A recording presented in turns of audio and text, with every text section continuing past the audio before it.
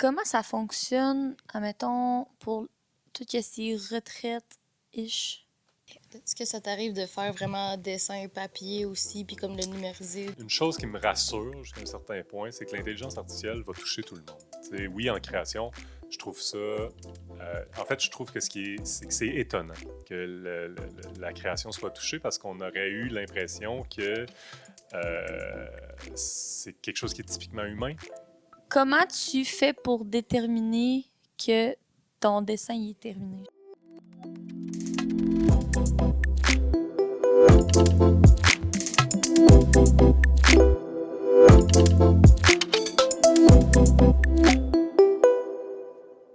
Allô tout le monde! Bienvenue à Entre deux briques, qui est le podcast des étudiants en design graphique de l'Université Laval. Dans l'épisode d'aujourd'hui, on va rentrer dans le monde fascinant de l'illustration, qui occupe en fait de plus en plus de place dans la culture visuelle d'aujourd'hui. Oui. Pour en parler, on a la chance de parler à Charles-Étienne Brochu. Allô? Enchanté. Allô? Salut. Ça va bien? Ça va bien, vous? Yes! Oui. Fait qu'on savait que dans le fond, tu es un chargé de cours à l'Université Laval. Yep. C'est bien ça? Depuis combien de temps environ? J'ai commencé la première année de la pandémie. Ça veut dire que ça doit faire à peu près 5 ans. OK, cool. Puis, on commence tout le temps avec une question, là, bref. Bref, comme tu veux. Tu rentres dans les détails si tu veux.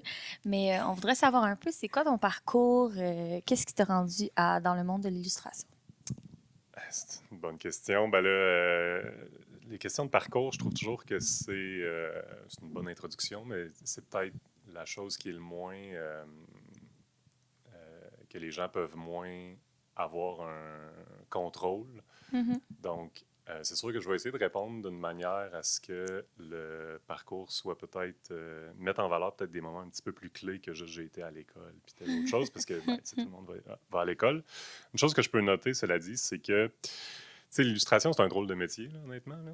Et puis, je trouve que c'est pas nécessairement... En tout cas, peut-être qu'il y a des gens qui font consciemment un choix de devenir illustrateur, même s'ils pourraient faire d'autres choses.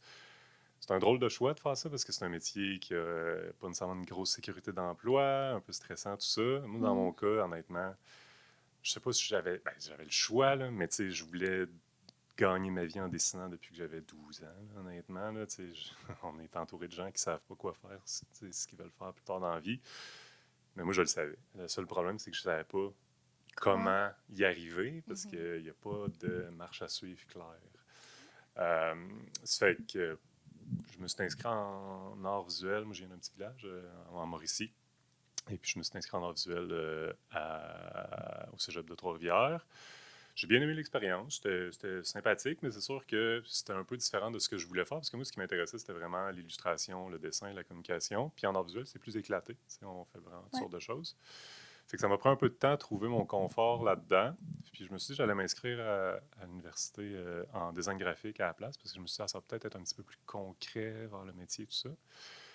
Puis j'ai envoyé mon portfolio à 2 places parce qu'il n'y avait pas de programme de design graphique à Trois-Rivières. Mm-hmm. J'ai envoyé à Montréal puis à l'Université Laval.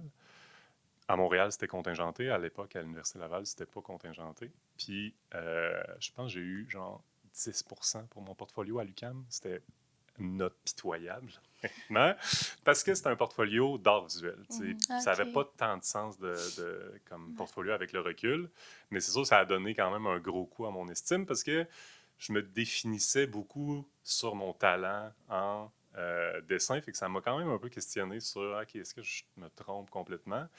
Parce que c'était quand même... J'avais l'impression que ma force, c'était de bien dessiner à l'époque. J'avais vraiment l'impression que c'était ça. Puis j'ai dit que je ferais une réponse courte, puis là, ça va durer 1000 ans. Fait que je vais essayer d'abréger un petit peu. Mais c'est ça, puis je me suis inscrit en design graphique, puis vous êtes en 3e année? Moi, en 3. Ouais, 2e. 2e. Ouais.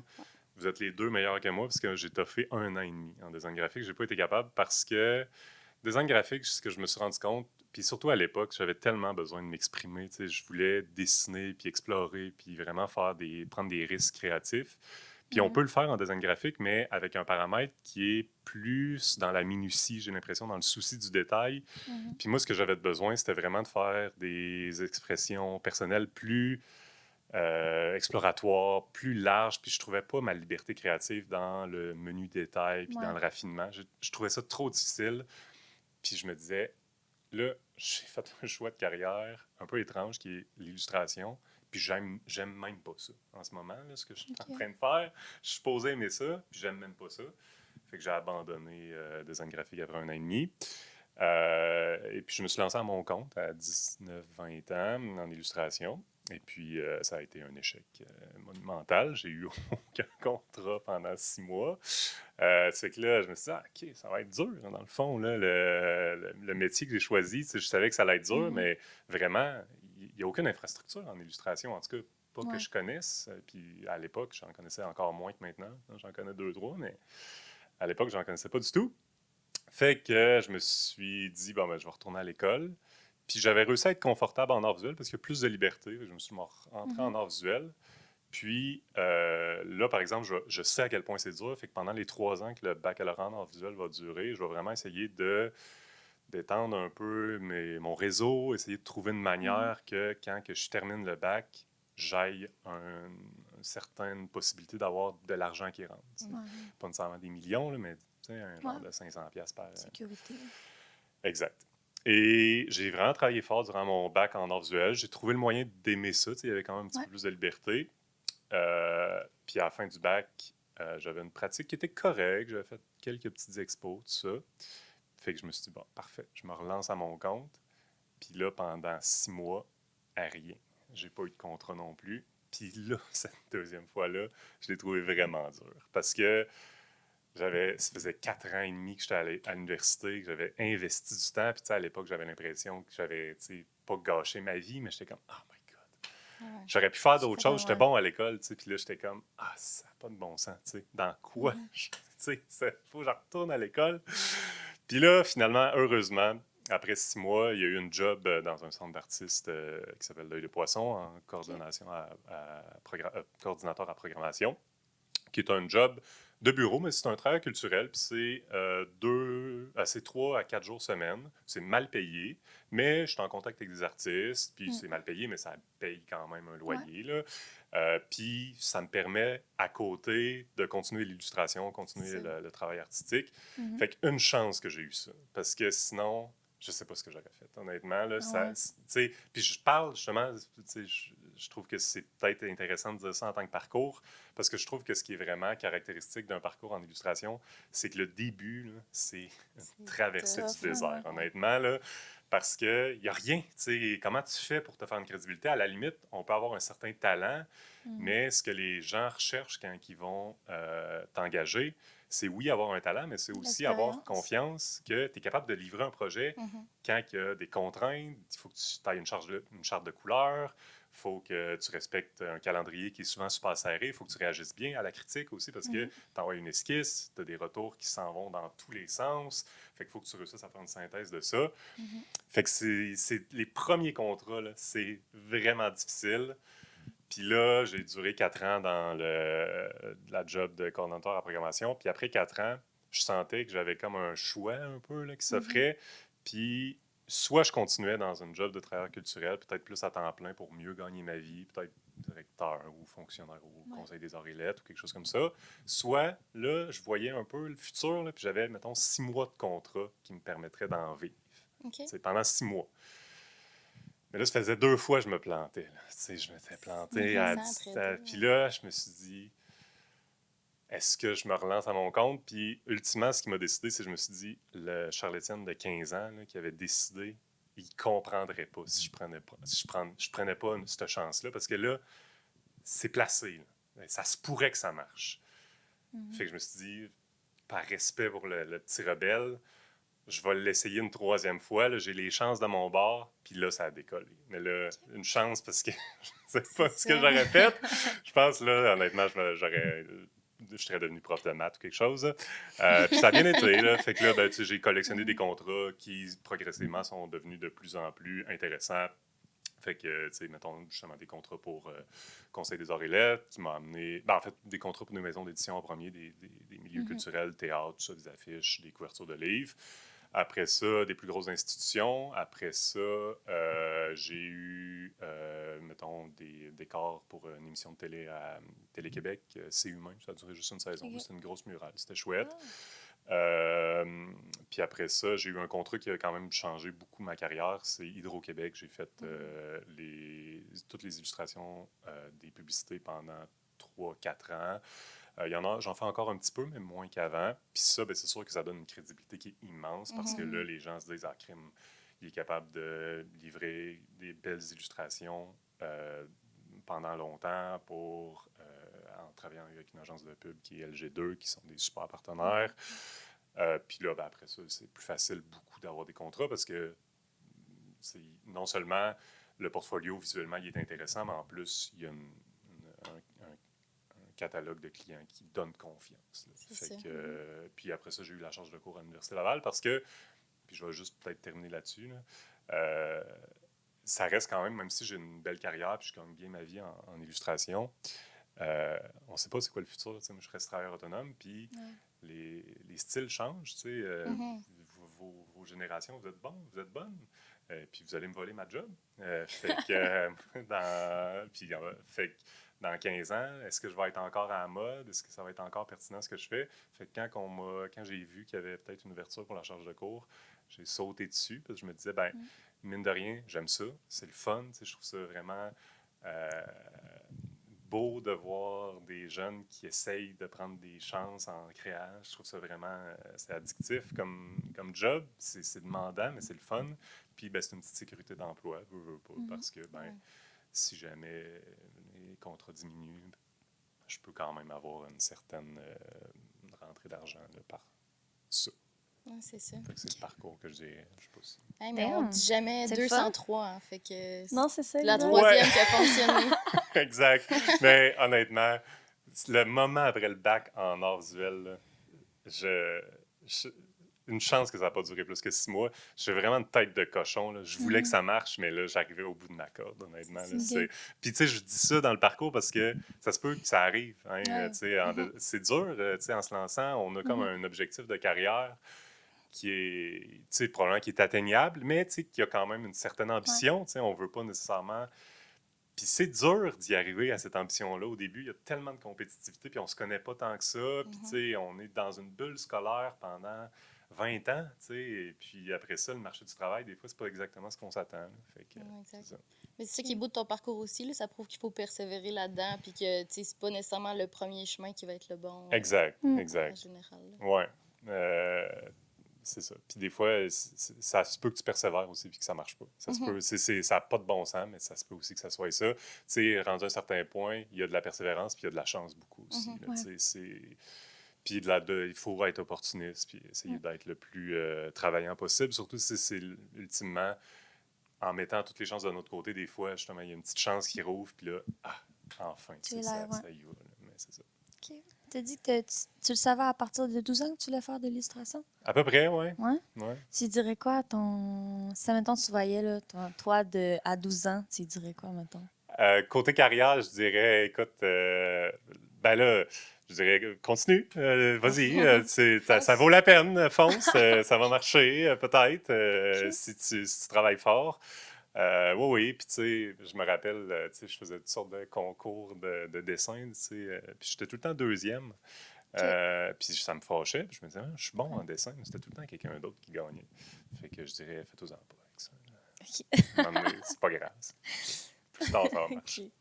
Parfait. Fait que là, présentement, tu es à ton compte aussi, dans le fond? Oui, exact. Puis tu fais des... J'imagine, tu prends-tu des contrats pigistes ou genre, t'es vraiment comment à ton compte?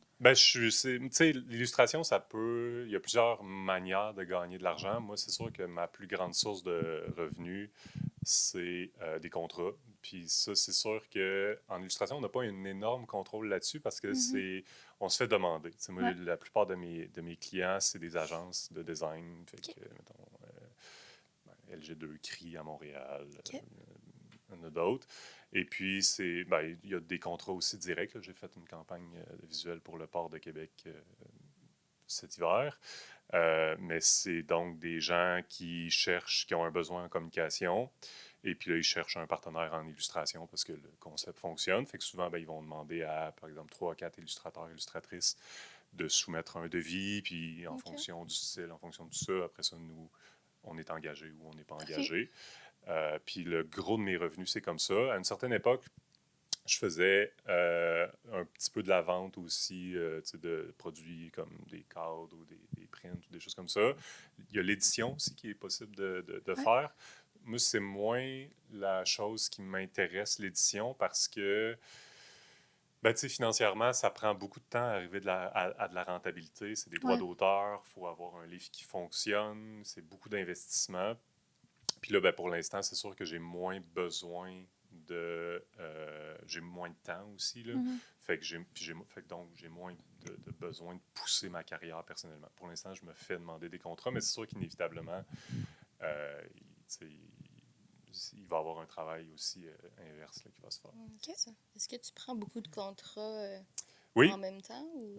oui, j'en prends beaucoup. Là. Je faisais la liste cette semaine. Je pense que j'en ai, pour les prochaines, mettons, le prochain mois, j'en ai 8 en même temps. OK. C'est beaucoup Ouais. parce que je suis tout seul. Hein. C'est Fait ça. que, tu sais, ça prend pas grand-chose pour basculer de j'ai pas grand-chose à faire, tu sais, 1, 2 contrats. Mhm. Ben, tu sais, je travaille, j'envoie une copie au client, j'ai des retours.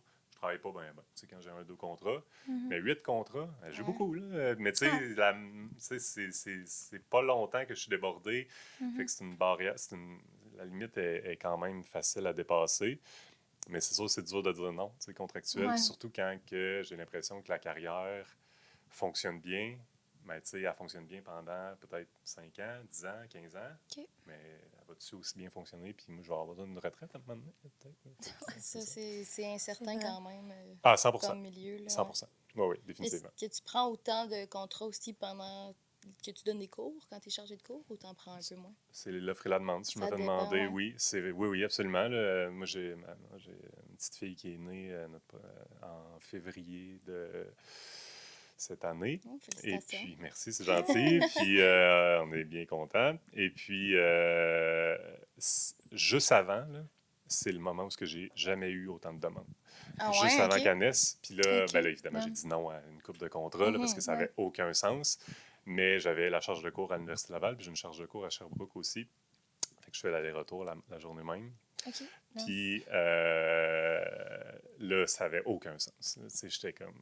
Puis j'allais pas être disponible, évidemment, pendant aussi facilement que d'habitude, là, mais la session passée, c'était difficile, mais en même temps, on y arrive. Là, tu C'est sais, ça. ça va. Puis Puis- j'aime ma job, c'est le fun. Je dessine. Tu sais. Ouais. Je me plains pas trop. Là. Ça ressemble à quoi une semaine dans ta vie? C'est sûr, ça change beaucoup. Y a-tu Ouais. des saisons mortes? Y a-tu des saisons hautes? Y a-tu- Oui, ben, je sais pas si je dirais qu'il y a des saisons hautes, des saisons mortes, tu sais, si fixes dans le temps. Ça Mhm. dépend vraiment. Souvent, dans les rentrées culturelles, il y a un petit peu plus de demandes parce que les gens profitent, par exemple, de l'automne puis du début de l'hiver pour commencer des projets. Tu sais, c'est Ouais. comme un bon moment à l'automne pour se dire on va lancer une campagne de pub en telle autre affaire Mhm. ou parce que c'est un moment qui est intéressant. À Noël aussi, il y a souvent des campagnes de pub de Noël. Mais ça dépend, honnêtement, parce que des fois, on se fait demander, pour une raison ou une autre, je sais pas, j'ai fait une pub qui a circulé beaucoup. Fait que là, dans les 3 prochains mois, ben là, je vais me faire demander parce que ben, sur les Ok, abribus, on avait vu mon travail, fait que ça rappelle aux gens que j'existe. OK. Mais il y a des moments où est-ce que, pour une raison ou une autre, on voit moins mon travail. Mais pour répondre plus directement à ta question pour la semaine, ben, tu sais, honnêtement, je suis un gars très stable là, dans ma façon de travailler. Je me réveille le matin à 6h30, je promène le chien, puis après ça, je m'en vais travailler à 8h.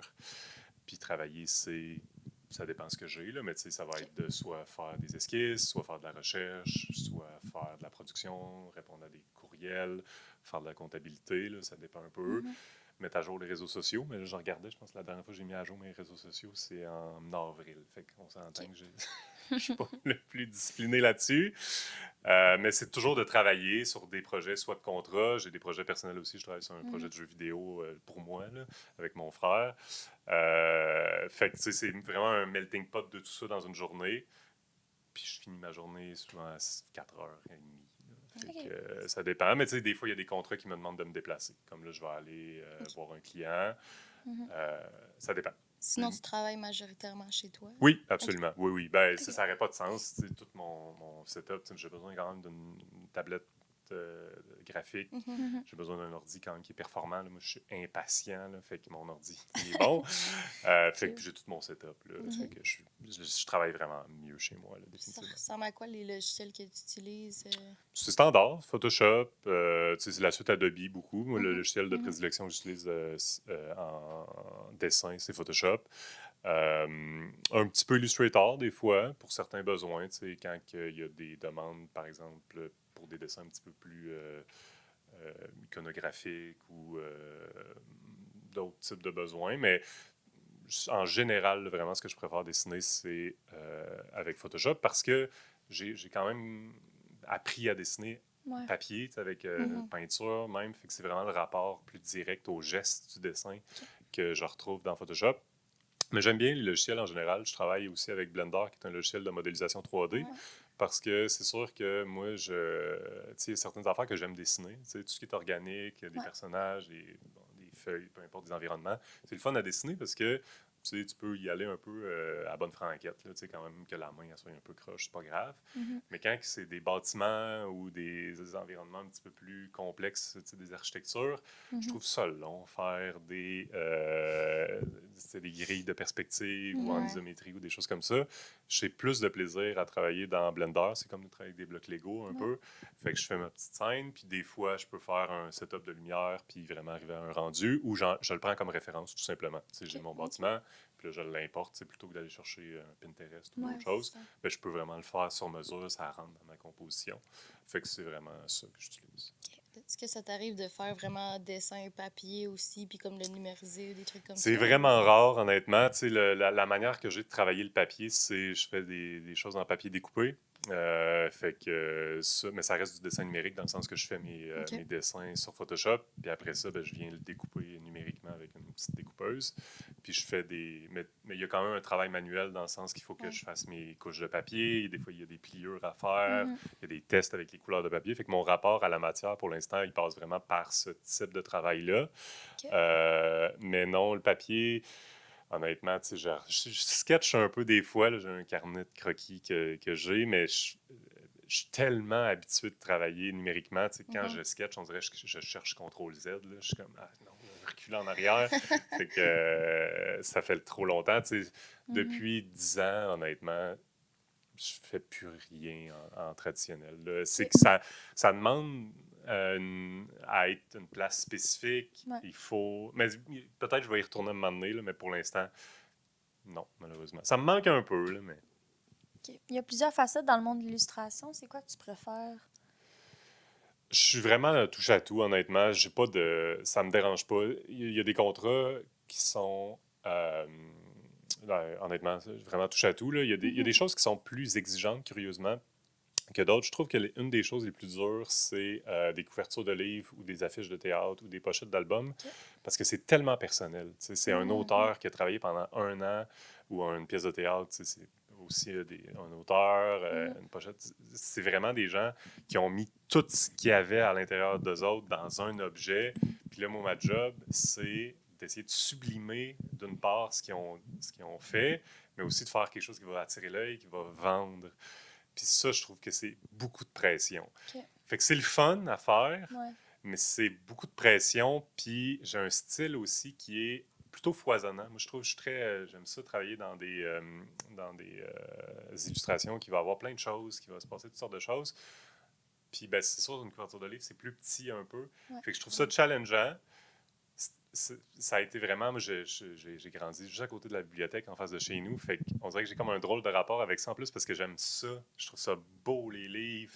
Un des premiers contrats vraiment significatifs dans ma carrière, ça a été chez Alto, juste à côté de la fabrique, là, qui ont vraiment un beau rapport à l'objet du livre. C'est ça. Fait que ça, c'est un contrat que je trouve ça vraiment intéressant, mais challengeant d'une certaine manière. Mais sinon, honnêtement, tout, là, j'ai travaillé sur un projet avec la Ville de Québec pour documenter l'architecture des styles patrimoniaux qu'il y a dans la Ville de Québec. C'est un travail de longue haleine. C'est long, mais c'est dans le détail parce que, un style architectural, c'est pas grand-chose pour que ça change. Fait que, mettons, je sais pas, moi, style canadien-français, il faut que la pente du toit soit assez spécifique pour qu'on comprenne que c'est tel style. Fait que, tu sais, c'est un peu de recherche documentaire, très intéressant, plus précis, justement, il faut aller vraiment chercher des références.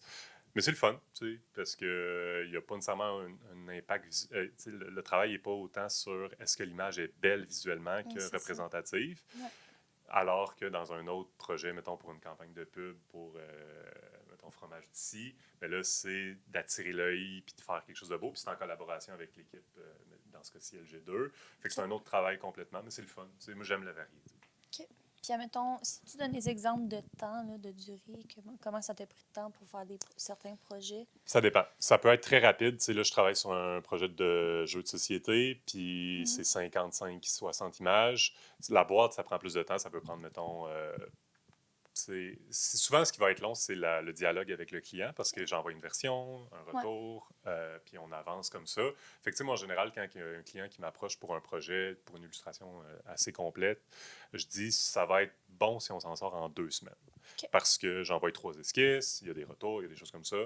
Puis, tu sais, 2 semaines, c'est, je dirais, c'est bon. C'est comme rythme, là, en général, c'est bon, là. Mais c'est sûr qu'en temps de production, moi, là-dessus, je vais peut-être travailler 3-4 jours sur ces 2 semaines-là pour une affiche. C'est ça. Puis, mais mettons, justement, je parlais du jeu de société. Le jeu de société, il y a 60 images. Fait que, il faut que j'en fasse comme 4 par jour, là, des images. Là. Il faut que ça aille vite parce que je veux pas biller 100 000. Parce qu'il faut qu'ils en vendent pas à peu près des jeux de société. Ça ne me dérangerait pas de biller 100 000, remarque. Mais engagez-moi pour votre jeu de société. 100 000. Mais c'est ça. Fait que ça dépend. Honnêtement, mais en général, c'est ça. Entre une demi-journée et 4 jours. OK. Ouais, puis on parlait de ton style tantôt. Comment tu t'es venu à avoir ce style-là, en fait? C'est une bonne question. La question du style, moi, je suis comme un peu peut-être à rebours de ce qu'on imagine, puis même de ce que je pensais quand j'étais à l'université. Moi, je pensais que le style, c'était vraiment important en tant que créateur quand j'étais jeune, parce que je me disais, c'est comme ça que les gens vont nous définir. Puis plus le temps avance, plus je me dis, ça n'a pas tant d'importance pour moi, en fait, parce que c'est un carcan. Je ne veux pas m'enfermer dans quelque chose. Au contraire, je veux continuer d'évoluer, je veux continuer d'avancer. C'est intéressant pour un client, je pense, parce qu'il peut se dire, je vois la continuité, puis tel projet, si je propose ça, je sais pas mal où ça va s'en aller. Fait que ça peut être rassurant pour un client. Pour un créateur, je trouve ça un petit peu contraignant. Puis aussi, la deuxième chose que je dirais, c'est des fois, on a une approche qui est un peu superficielle de ce qui est un style. T'sais, mettons, on va imaginer... mettons, mon style, c'est de faire un style bande dessinée ou manga, où mes bonhommes ont des gros yeux ou des petites mains, peu importe. Mais ça, moi, je trouve ça un petit peu superficiel dans le sens que, tu sais, quand on dessine puis quand on apprend à dessiner, je sais pas, est-ce que vous avez un rapport à l'illustration? Oui, on a des cours de dessin et trucs comme ça. OK. Puis, moi, en tout cas, je sais pas pour vous, mais quand j'apprenais à dessiner, chaque geste était un essai. Je fais un personnage, puis quand je savais pas ce que je faisais, j'essayais, mettons, je fais des cheveux, puis je suis comme, c'est pas beau ça. J'ai comme une image dans la tête, puis j'essaie de la faire, puis ça marche pas, puis ça marche pas, puis ça marche pas. Puis à un moment donné, presque par hasard, je dessine, puis ça marche. Tout d'un coup, ça marche. La façon de synthétiser les cheveux, de résumer les cheveux, ça marche bien, j'aime ça. Bien ça, je m'en rappelle pour le prochain dessin.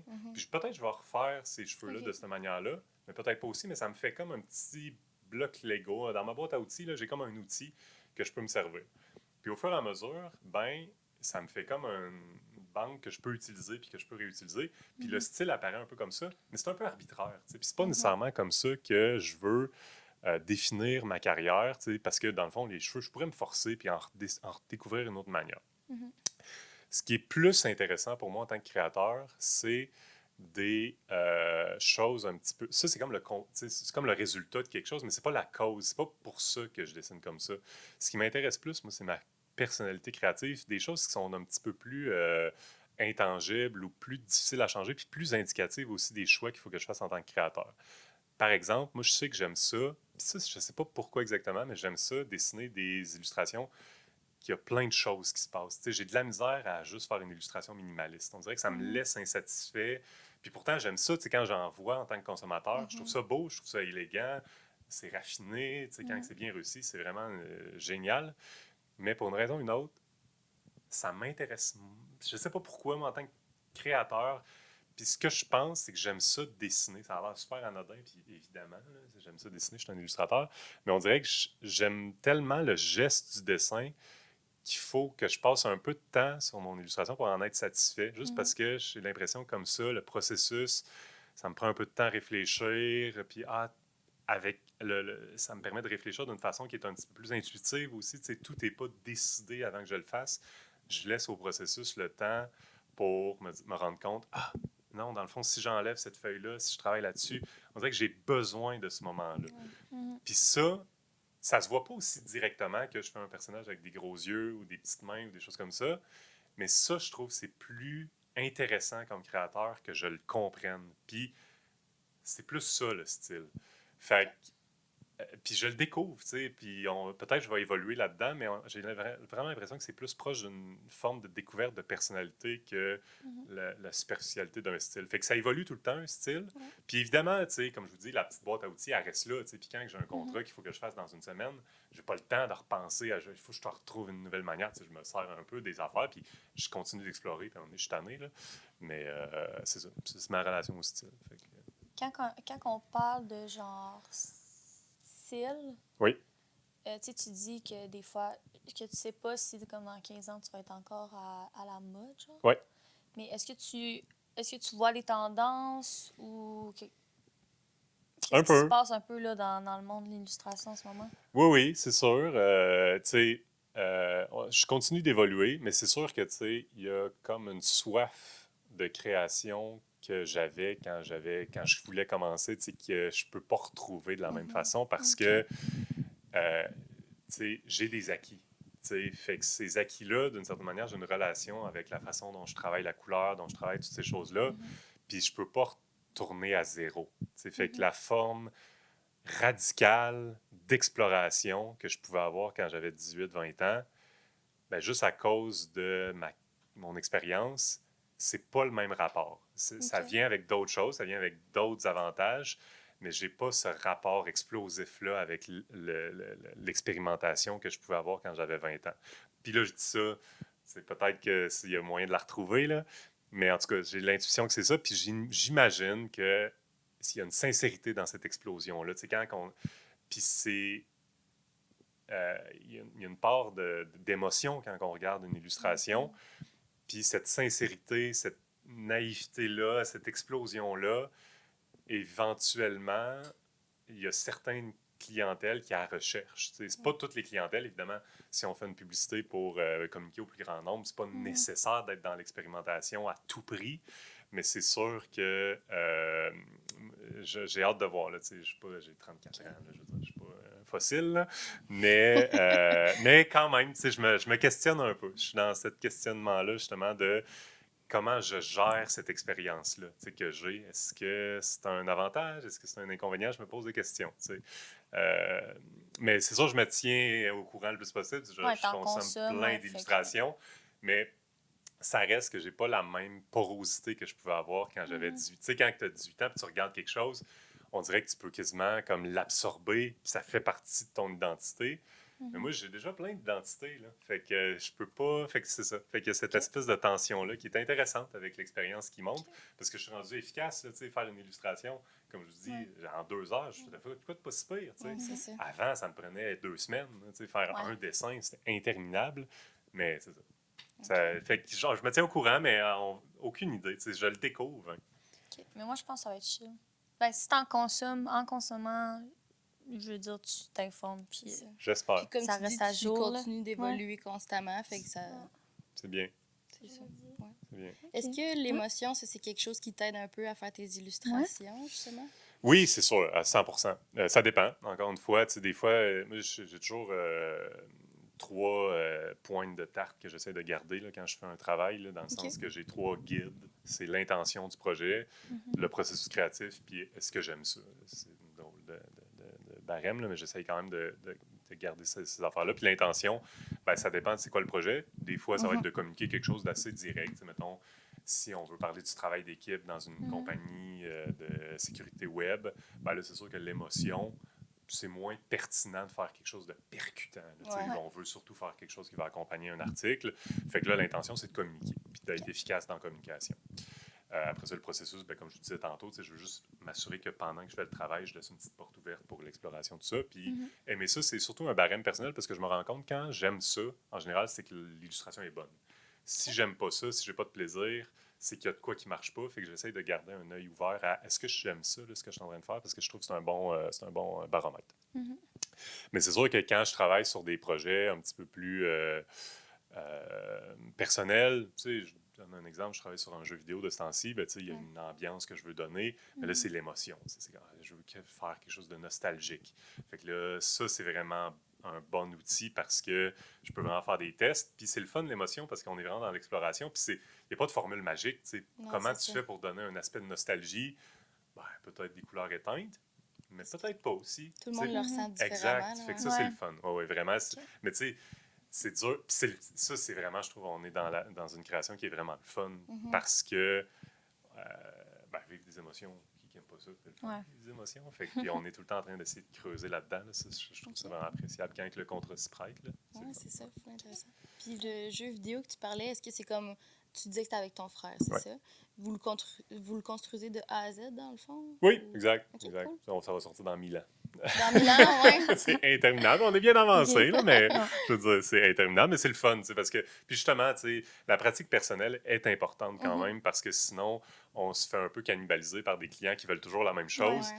Puis là, moi, je veux en sortir un peu, fait que c'est vraiment important d'avoir des projets à part, vraiment Ok. personnels, juste pour continuer d'évoluer un peu. Puis là, je parle de jeux vidéo, mais j'ai travaillé aussi sur un autre projet dans une esthétique complètement différente aussi, Ok. parce que ça donne une oxygène à de la création. Parce que sinon, vraiment, tu sais, un client qui voit ton travail, je veux que tu fasses ça dans tel style, à Hydro-Québec, on aime ça, continue. Mais là, c'est comme, je comprends, mais. Ouais, mais ouais. Faut sortir faire de d'autres ça un choses. peu à un petit moment peu, donné. un petit Ouais, peu, c'est ouais. ça. Vous êtes une famille créative, genre? Oui, dans une certaine mesure, j'ai l'impression que je viens d'une famille créative. Pas nécessairement dans les arts, quoique je trouve que l'influence créative vraiment dans ma famille, puis je trouve un exemple qui est vraiment important pour moi, c'est ma mère qui est pianiste, qui est une maîtrise en musicologie. OK. Nice. Puis elle donne des cours de piano. Mais surtout, je trouve que son rapport à la création, il est vraiment important pour moi, puis il est toujours important pour moi parce que j'ai l'impression que son rapport à la pratique du piano, c'est pas personne qui y exige de travailler. T'sais, elle a toujours eu une discipline c'est la pratique de piano à tous les jours. Ouais. Pour rien. C'est juste, c'est important d'apprendre des nouvelles pièces, puis de continuer à pratiquer le piano, puis de continuer à pratiquer le piano. Puis on dirait que ce rapport-là à la création, il est vraiment important pour moi parce que c'est quelque chose que je pense qui est quand même important. Là. Le talent, c'est important. Puis j'avais un certain talent, mais plus que ça, c'est une discipline personnelle. Puis avoir un réalisme aussi, parce que ça a l'air bien romantique, quand même, de se dire « je vais créer pour vivre. » Ouais. Mais juste créer pour vivre puis attendre l'inspiration, des fois, l'inspiration, elle vient pas. Puis il n'y a pas moyen nécessairement de la contrôler tant que ça. L'inspiration, c'est comme un papillon. Puis là, il passe des fois, puis tu peux l'avoir des fois. Mais pour en faire une carrière, là, c'est important quand même d'être capable de se dire, au-delà de l'inspiration, trouver un plaisir dans l'acte créatif, mais de façon quotidienne, au jour le jour. Puis ça, je trouve que c'est vraiment quelque chose qui est important pour moi dans mon parcours, là, vraiment. C'est vrai, parce que moi, mettons, je me suis dit, cet été, je vais faire plein de projets, ça te fait cool. Sinon, j'ai rien fait. Vous faites un podcast. Ah, ouais. Ben oui. J'ai pas rien fait, là, C'est quand mais... même, il y a certains rapports à la création là-dedans. Ouais. Mais oui, mais 100%. Mais ouais, Puis moi c'est aussi, vrai tu sais, c'est plus dur, je trouve. Là, maintenant, tu sais, je trouve ça plus facile aussi parce que j'ai moins de 1000 choses qui tirent mon attention partout. C'est Là. Mhm. C'était plus dur quand j'étais à l'université aussi. Je trouvais ça vraiment dur de me focusser. Ouais, c'est ça. Ça va, là. Nous, en Ok, ce c'est moment, correct. en plus, on en parlait littéralement tantôt. Ouais, Là, tantôt. comme quoi on voulait tous faire des trucs plus créatifs pendant l'été, tout ça, puis on a tous peu le temps, soit avec nos Ouais. jobs ou peu importe. Là. Ouais, ouais. Mm. Mais c'est dur. C'est Là. correct. Ça, je C'est le ça. comprends aussi. Puis, tu sais, c'est tellement exigeant, l'école vous exige une telle discipline tout au long de l'école que je comprends aussi qu'il y a une soupape là, qui a besoin d'être un peu... puis, tu sais, il faut profiter aussi un peu. Fait que, tu sais, il y a toutes sortes de choses. Ouais. Au moins, on a le podcast. Ah, éventuellement. c'est ça.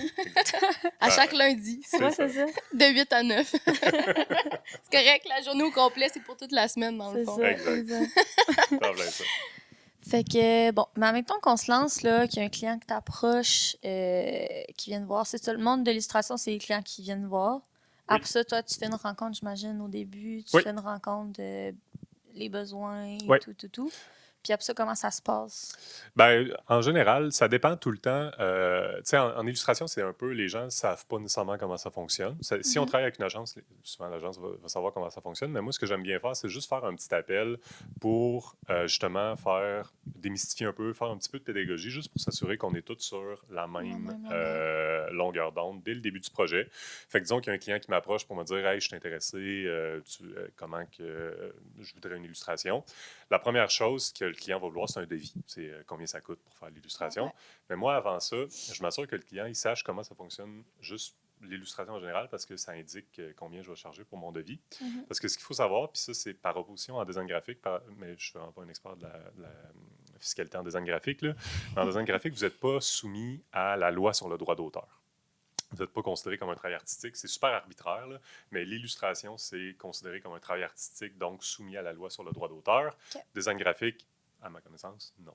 Ce que ça veut dire, c'est qu'en illustration, il va y avoir un taux horaire. Là, je vais être payé, mettons, 400$ pour la production parce que ça va me prendre 8 heures. Donc, j'évalue que je paye un taux horaire de 80$, je ne sais pas quoi. Donc, ça va être des honoraires. Mais en plus de ça, moi, je demande quelle est l'utilisation qui va être faite de l'illustration parce qu'il y a une différence entre, par exemple, si je sais pas, la patate du coin, le petit resto du coin me dit « Hey, je veux que tu me fasses une illustration d'hamburger », ben, puis je vais la mettre pendant un festival, cette illustration-là. Ben, cette utilisation-là, ça ne vaut pas grand-chose. Il y a 4 personnes qui vont voir ça. Par contre, si McDonald's me demande la même illustration d'hamburger, mais eux autres, ils vont l'utiliser pour des pubs télé pendant 20 ans sur leur sac partout. Ils vont vendre 500 milliards de hamburgers avec mon illustration dessus. Il y a une valeur qui est ajoutée à ça. Évidemment, McDo, c'est pas à cause de mon illustration tant que ça qu'ils vont vendre des burgers, mais un petit peu, un petit pourcentage, parce que ça va participer à leur image de marque. Puis moi, en tant qu'artiste, j'ai le droit d'avoir un petit pourcentage, donc de la valeur de ça. À chaque année, dans le fond. Exact. Fait que là, c'est pour ça, moi, le client, j'ai fait juste y expliquer ça pour dire, tu sais, puis c'est la même chose en musique, tu sais, quand on paye des droits en musique, on paye des droits pour tout là, tu sais, tout ce qui est du domaine culturel, les auteurs, tout ça. Du moment qu'il y a un travail artistique, ça marche comme ça. Fait que c'est ce que j'explique au client. Puis c'est juste d'y expliquer, ben, tu sais, dans le fond, dis-moi pourquoi tu veux utiliser mon illustration. Est-ce que c'est une campagne de pub moyenne, grande? Il va y avoir de la télé, du web, qu'est-ce que tu veux? Combien de temps? Sur quel domaine? Puis c'est pas compliqué, là, tu sais, c'est juste de démystifier ça. Puis nous autres, on a des chartes. Il y a Illustration Québec, notamment, qui fournit des chartes. Puis on regarde un peu les tarifs qui sont pratiqués. Puis c'est juste de respecter ça, puis de s'assurer. Puis si le client dit « Ah, au final, je voudrais l'utiliser un petit peu plus », bon, on re-signe une autre. Fait que tu sais, j'explique tout ça au client juste pour s'assurer qu'on est sur la même longueur d'onde, puis qu'il sache c'est quoi la valeur qu'il a, c'est quoi qu'il peut faire avec l'illustration. Après ça, moi, j'envoie mon devis. Si le devis est accepté, ben là, on fait un appel pour parler du calendrier de production. Puis moi, avec le temps, ce que je trouve qui fonctionne bien, c'est vraiment d'expliquer au client que je m'attends, moi je vais fournir, tu sais, souvent il y a des délais, là, et lui il va vouloir son illustration dans 3 semaines. Ben, moi ce que j'aime bien faire, c'est lui dire, moi ce que je vais proposer, c'est 3 esquisses de concept. Après ça, on va avoir 2 ou 3 rondes de correction en fonction de la complexité de l'illustration. Puis ces rondes de correction-là, moi je planifie tout le calendrier d'avance pour arriver à la date limite. Je dis, je vais t'envoyer les esquisses à telle date, puis moi je m'attends à ce que tu me fasses un retour 3 jours plus tard. Puis après ça, moi, je vais t'envoyer les affaires, puis tu me fais un retour 3 jours plus tard, etc. Puis la raison pour laquelle je fais ça dès le début, c'est que ça responsabilise tout le monde. Dans le sens que moi, si je livre mon illustration à temps, puis que lui est en retard de 3 semaines, tu peux pas attendre. Ben là, moi, je vais juste dire, tu sais, on s'était entendu sur quelque chose, fait que c'est pas grave, mais la date limite, ben là, il va falloir qu'elle soit extendue, à ce qu'elle soit étendue, parce que ben, c'est pas de ma faute. Là, visiblement, on s'était entendu, puis fait que ça reste que c'est cordial, tu sais, comme ça, parce que lui, s'il veut prendre plus son temps, ben, il n'y a pas de problème qu'il prenne son temps, tu sais. Puis moi, ben, de mon côté, je garde mon horaire. Fait que c'est vraiment, c'est très pratico-pratique comme ça, mais juste en gardant ce regard-là là-dessus, en général, ça va bien. Puis ça, c'est le scénario idéal. La réalité, je vais être bien honnête avec vous, c'est que souvent, les clients veulent 2 corrections, mais là, finalement, t'en ferais-tu une autre, puis un petit détail, puis une autre petite chose, puis ben là, la date limite, on peut pas tant l'étendre, mais t'as l'autre affaire. Fait que c'est sûr qu'il faut accepter aussi une part d'imprévu là-dedans. Là. Je le mentionne pas dès le début à mon client, mais tu sais, ça arrive tout le temps, là, tu sais, qu'il y a des délais, des retards, des patentes, puis moi, j'ai pas plus de délais. C'est la vie, là, ça fait partie du métier d'illustrateur aussi. Là. J'ai plein d'avantages dans mon métier. Je suis sous pression de temps en temps. C'est la vie. Mais c'est ça. Je trouve que c'est intéressant, la charte que tu parlais, dans le fond, Ouais. c'est une charte pour comme un salaire. Oui, OK. exact. Puis je trouvais que c'était même, moi je le partage dans mes cours, là, je trouvais que c'était incomplet parce que c'est le fun, cette charte-là, mais c'est théorique. Parce que c'est comme théoriquement, tu devrais demander tel montant, mais il y a plein de cas de figure qui sont pas nommés. Puis moi, ce que j'ai commencé à faire, Illustration Québec, c'est l'association des illustrateurs au Québec. Moi, je suis membre du conseil d'administration de cette association-là. OK, cool. Et puis, je trouvais que ça manquait un peu. La grille était bien faite, mais il manquait un peu. Fait que ce que j'ai commencé à faire depuis 6 mois, c'est de faire une récolte de données réelles, donc des illustrateurs qui partagent anonymement des mandats, là, sans nécessairement dire c'est quel client, parce qu'on est un petit milieu au Québec, fait que je ne voudrais pas nécessairement qu'il y ait de la pression. Ouais. Mais j'ai commencé à mettre ça en ligne sur une forme de tableau où est-ce qu'on voit les montants réels qui ont été chargés, mettons, pour un tote bag, pour une affiche de théâtre ou des choses comme ça. Fait qu'en plus de la grille, Ça donne une idée. ça donne une bonne idée. Là, on est rendu à, je pense, 200, 175, 200 c'est mandats full intéressant, réels. ouais. C'est tout bien classé. Là. En tout cas, il y a moyen d'accéder à ça si vous devenez membre d'Illustration Québec. Ouais, c'est ça. Plug. Peut-être intéressant. Hey, wow. C'est ça, parce que nous autres, moi, c'est une question qu'on pose Tout le temps. Oui, qu'on pose tout le 100%. temps, en On fait. le Là. sait jamais. On là. sait pas comment charger. Tu sais, Oui. je veux dire, veux pas, on n'a pas d'expérience. Je exact. peux pas charger Ça nous prendrait ça 100 000 aussi en non design. plus. Là. Ouais. Je suis comme... C'est impossible de le Ça savoir. serait vraiment Je trouve le ça vraiment fun dur aussi. d'avoir Ben, ça. éventuellement, avec l'expérience, on le sait. C'est Le seul ça. problème, c'est que les 4 premiers Ouais, contrats, c'est ça, t'es on comme- se fait arnaquer bien Ouais. raide, Ouais. mais c'est pas grave. En même temps, on n'a pas d'expérience. Fait que ça Ouais. vient avec l'expérience aussi. Là. Ça vient éventuellement, mais n'hésitez pas. Hein, tu sais, moi, en illustration, tout le monde est au courant à quel point c'est un milieu de travailleurs autonomes. Puis moi, ça m'arrive une fois de temps en temps de me faire écrire « Hey, je sais pas combien ça coûte Ouais, tel c'est mandat. Ça me fait plaisir de répondre. Fait que, tu sais, Ok. si jamais vous avez des questions salariales, puis vous avez un designer ou un illustrateur ou un mandat, puis vous dites, ah, lui, il a déjà fait quelque chose de similaire. Honnêtement, ça vaut la peine de juste écrire sur De Instagram. demander, hey, n'importe quoi, ok, ça vaut super. vraiment la C'est peine. bon, Puis ça moi, en va. général, ça me fait plaisir tu sais, de le faire. là. Parfait. Parce que là, tu parlais plus de ta relation comme avec les clients, mais tu as parlé aussi beaucoup de collaboration avec des agences comme LG2, mettons. Ouais. Est-ce que le processus change dans ce temps-là ou ça reste quand même très similaire? Ça reste similaire.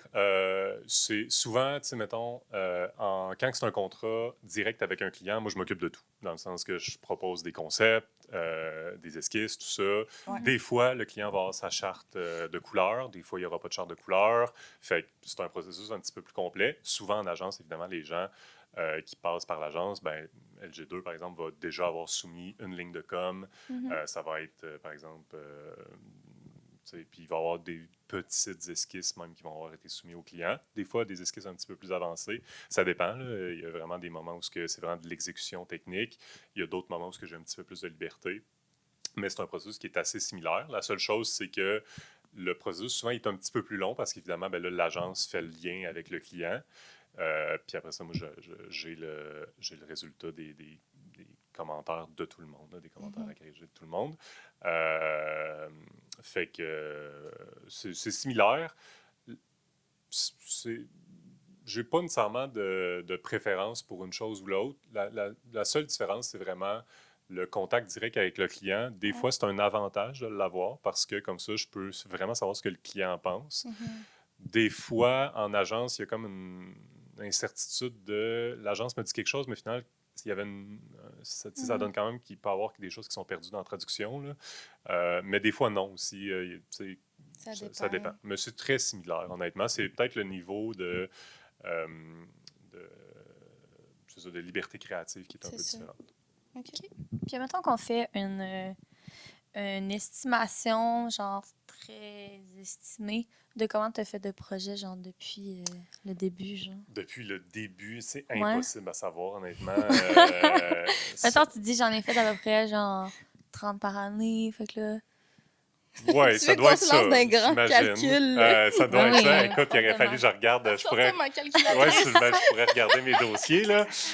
C'est une bonne question. J'en ai fait beaucoup. Mais tu sais, aussi, ben, c'est quoi un projet? Parce que, mettons, tu sais, avec c'est Hydro, vrai, ça a ça. été une collaboration, mettons, de 3 ans. Ok. Fait que ça compte pour un projet? Ou parce que, tu sais, Mm. j'ai fait avec eux autres probablement 50 projets, entre guillemets. Fait que... Il y a des projets, puis il y a des sous-projets des Ok. projets. Exact. C'est Puis là, tu sais, ça. chaque illustration, tu sais, mettons, je viens de finir quelque chose pour Desjardins, pour une agence de pub. Il y avait 4 affiches. Fait que là, c'est dur. Mais tu sais, c'était pour un projet, mais Ouais. ensuite, il y a comme une animation qui est liée à ça. OK. Fait que là, c'est un autre... Écoute, c'est dur à dire, mais Ok. beaucoup, là, tu sais, Ouais, là, plusieurs. Probablement ça va être 30 trop par année, compliqué. mettons. Là, je dirais Ok. peut-être... C'est un bon ratio. Plus. Ouais, mettons. Ok. Ouais, ça dépend. Ok. Des années, c'est ça. C'est ça. Quand je fais, mettons, un projet comme pour la Ville de Québec, de la documentation, ben ça, c'est sûr, c'est un projet de longue haleine. Là. C'est pendant 2 ans. Ben, c'est ça, ça dépend. Mais il y a des projets qui se font en une semaine. Ok. Je comprends. Puis moi, j'aimerais ça savoir parce que, tu sais, souvent, quand on parle avec des travailleurs autonomes, Mm. on apprend que, tu sais, eux, ils ont appris sur le tas, tu sais, en travaillant. Toi, comment ça a marché pour toi à ce niveau-là? 100%. Ça J'ai va appris être sur ça le aussi. tas. T'as-tu un mentor ou... Ouais, est-ce Nope. que Non? t'as pu t'informer à ton entourage, des trucs comme ça? Non, je suis super. Moi, en plus, j'aime ça apprendre tout seul. Je suis vraiment autodidacte. Là, puis, non. Ben, tu sais, dans le sens, j'ai une maîtrise en art visuel. Là, fait que j'ai dû apprendre quelque chose en art visuel. Mais, tu sais, c'est sûr, en art visuel, c'est très. C'est des choses plus conceptuelles, puis une relation un petit peu plus. Un rapport plus intellectuel à la création, qui est super intéressant. Tu sais, on est vraiment dans l'exploration là, radicale. Fait que, tu sais, je sais pas si on peut dire que techniquement, j'ai appris des choses. Tu sais, le savoir en illustration, c'est vraiment en faisant le travail. Puis, il n'y a pas d'infrastructure de partage de savoir en illustration tant que ça au Québec. Donc, la seule manière que je connais d'apprendre vraiment le métier d'illustrateur, c'est En pratiquant. en pratiquant. OK. Puis, admettons, en étant travailleur autonome, comment ça fonctionne, admettons, pour tout ce qui est retraite-ish? Tu mets de l'argent de côté. OK, c'est ça. C'est... OK, Ouais. c'est bon. C'est Ouais, y a pas vraiment de ça. Là. syndicat, J'ai un fait- fonds de... C'est Pas ça. rien, fait que... Ouais. OK, je Il n'y a pas comprends. de l'argent qui est pris de ton salaire pour le mettre Ouais. automatiquement. Fait que c'est comme toi qu'il faut qu'il crée ton propre coussin.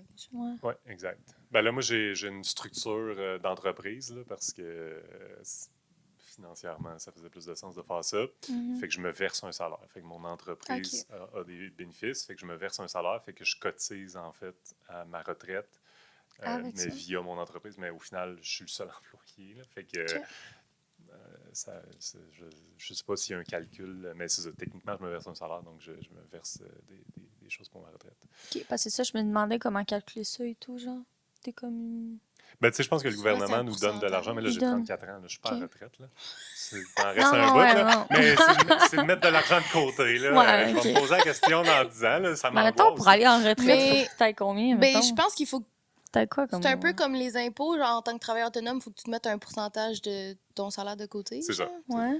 Ben, tu sais, si tu veux C'est une le même retraite principe, confortable, sûrement. ça Ok. dépend du coût de la vie, mais c'est sûr que, tu sais, il faut calculer, là, dans le sens que si tu dis, ben, je veux 50 000 par année à partir de 65 ans, Faut que tu fais un calcul. ben, tu fais le calcul, mais c'est sûr qu'il y a des intérêts aussi, là, qui Ok. finissent éventuellement, j'imagine, par Ouais. générer de l'argent. C'est ça.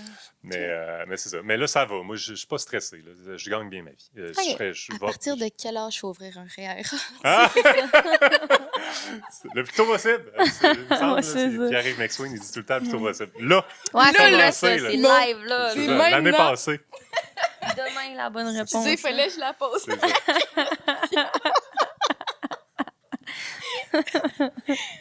C'est drôle. Ah, mon Dieu, Seigneur. Ah. Souvent, c'est dit, tu sais, on parle d'inspiration et tout. Souvent, je sais pas, je m'enligne où là-dessus, là? Ben, je sais c'est quoi ma question, mais genre, je sais pas comment m'enligner. Mettons,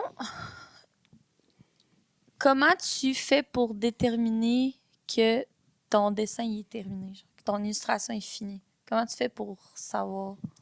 C'est une bonne question. On finit par. Ben, tu sais, j'avais invité Mathieu Labrec à un moment donné à donner une conférence dans mon cours, puis il avait dit on continue jusqu'à temps que ce soit tolérable comme résultat. Puis j'avais trouvé que la formule était bonne.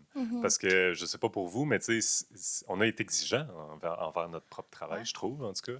Fait que, tu sais, moi, je suis pas super content, je suis pas super content, puis à un moment donné, c'est comme, bah, ça va.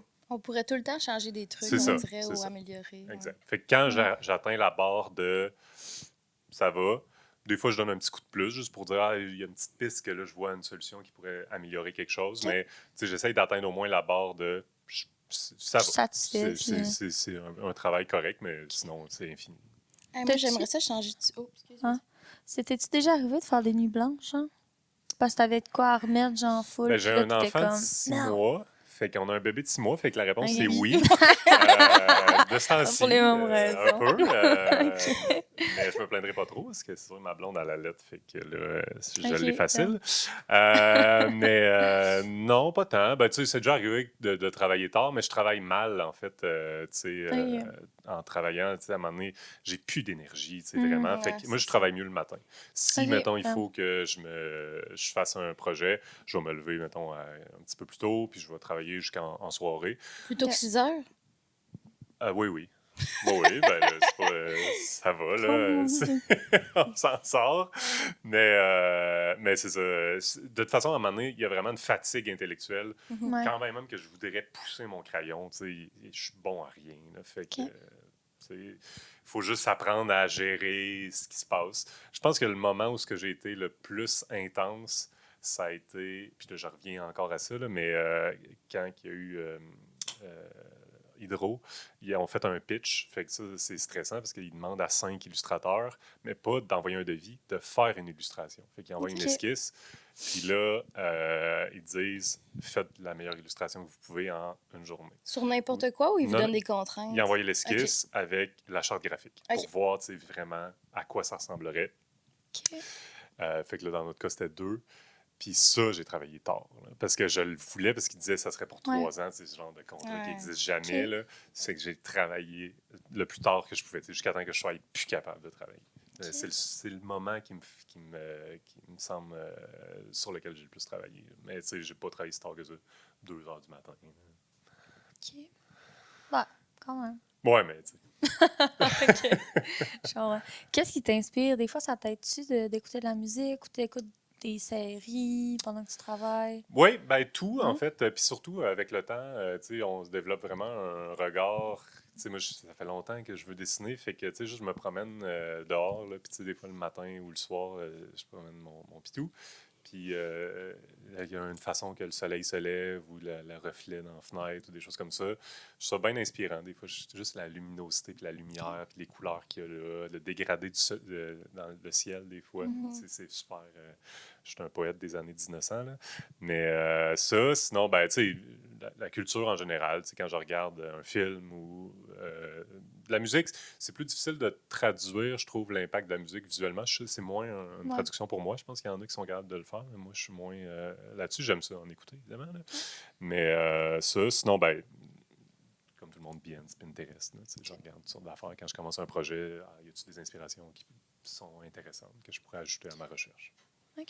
Tes projets, c'est surtout, mettons, avec des clients, mais est-ce que des fois, tu utilises un peu l'illustration pour comme prendre parole sur une cause ou quelque chose du genre? Ou c'est plus rare. Un peu moins? J'ai toujours eu un rapport admiratif avec des gens qui sont capables de communiquer sur des causes ou des choses comme ça. Tu sais, je trouve ça vraiment un beau médium pour le faire. On dirait que moi, pour une raison ou une autre, je trouve que l'illustration, ça a toujours été un vecteur plus pour... Quand je fais du travail personnel, là, ce que j'aime vraiment, c'est aller plus dans l'introspection, aller plus dans des espèces de zones mentales que je découvre un peu. Puis j'ai une pratique en art visuel aussi qui est... Puis en art visuel, c'est vraiment, encore une fois, de l'exploration. Puis on dirait que quand je travaille là-dedans, j'ai moins tendance à aller dans des messages sociaux que moi, mon rapport à la société. Parce que j'ai comme un malaise, on dirait, de prendre une position parce que je me sens pas en mesure de vraiment faire la... Il y a un côté moralisateur un peu, je trouve, à prendre parole, même s'il y a des choses, évidemment, tu sais, le féminisme ou des choses comme ça, que, tu sais, je trouve, ça va de soi, là, tu sais, mais ça va pas de soi, apparemment, malheureusement, là. Mais, tu sais, que je me sentirais à l'aise de dire, tu sais, bon, sur des domaines comme ça. Mais on dirait que je suis moins à l'aise. Je sais pas pourquoi, c'est pas le rapport que j'ai avec la création, puis je me sens maladroit. Tu sais, on dirait que il n'y a pas la nuance que je voudrais avoir. Tu sais, une discussion, mettons, c'est le fun parce qu'on peut parler puis faire réfléchir, des choses comme ça. Puis on dirait, je trouve, mon rapport à l'illustration, c'est plus dans une espèce de ressenti intuitif, métaphorique, ou c'est ça, ou mon propre rapport à la société. Tu sais, quand je travaille, mettons, j'ai fait un projet pour d'art. C'était un château de cartes en train de tomber. Ouais. Puis ça a été proposé, c'est pour un festival, un événement qui s'appelle Exmuro Québec, les passages insolites.